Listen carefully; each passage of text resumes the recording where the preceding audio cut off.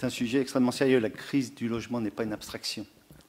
Elle est ici. Elle est concrète, dramatique. On parle de 2000 enfants vivant dans la rue, 330 000 personnes sans domicile fixe en France, 2,4 millions de ménages en attente d'un logement social.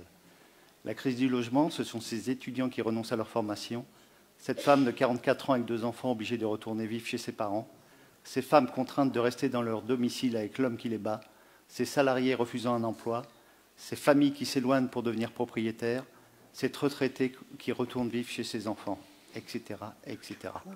Beaucoup de frustration, beaucoup de colère à venir. Cette crise va empirer.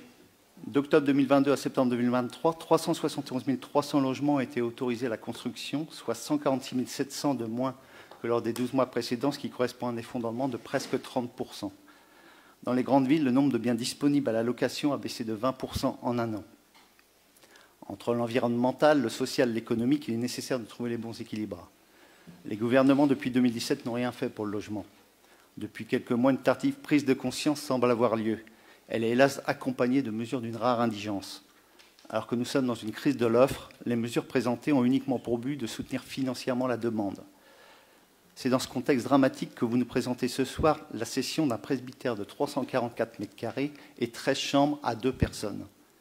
Une offre qui, de plus, n'est pas au plus offrant. Bien sûr, vous l'avez dit, vous nous avez répondu, réaliser plusieurs logements dans ce bâtiment ne réglerait pas la crise du logement à Angers. Mais chaque pas, aussi minime soit-il, est utile. Cette délibération est choquante, nous voterons contre.